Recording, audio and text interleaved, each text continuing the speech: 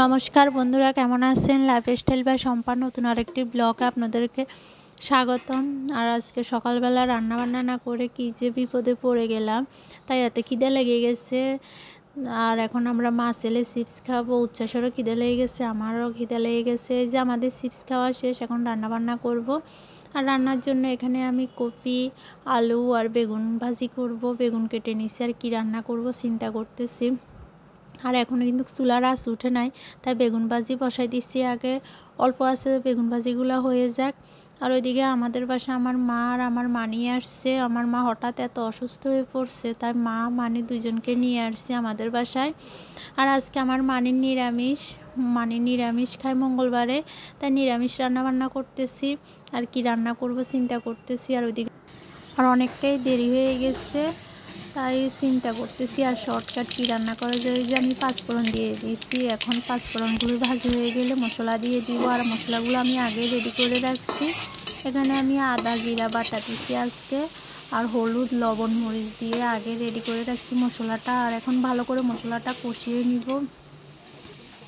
এই যে আমার বেগুন ভাজিও হয়ে গেছে। আর এই তো আমি এখানে মশলা কষিয়ে তারপরে যে ভাজি করা কপি আর আলু দিয়ে দিব।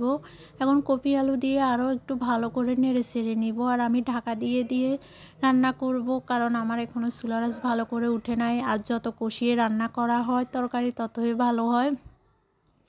আর কি রান্না করব, তাই মাকে বলতেছি একটু শুক্তো রান্না করব। আমার শুক্তো খেতে ভীষণ ভালো লাগে, তাই এই যে আমার মা আমার জন্য শুক্তো রান্নার জন্য তরকারি কেটে নিয়েছে। আর ওইদিকে আমি একটু সরিষা নারিকেলে বেটে নিয়েছি, কপির তরকারিটা বসাই। আর এই তো এখন শুক্তো রান্নার জন্য এখানে আমি পাঁচফোড়ন দিয়ে দিছি। আর সবজিগুলা দিয়ে আমি হলুদ আর লবণ দিয়ে ভালো করে ভেজে নিব। আমার মা আর মানি বলে দিছে কিভাবে আমি শুক্তোটা রান্না করব। আর এই যে এখানে একটু আদা বাটা জিরা বাটা দিয়ে আরও একটু নেড়ে চেড়ে নিব। আর এই শুক্তোর তরকারি আমার ভীষণ ভীষণ ভালো লাগে, এই জন্য মাকে বলছি আজকে শুক্তো রান্না করব, আমাকে বলে দেওয়ার জন্য কিভাবে রান্না করতে হবে। আর এই তো এখন আমার ভালো করে ভাজি হয়ে গেছে, আর ভাজিতে আমি হাফ সেদ্ধ করে নিছি তরকারিটা।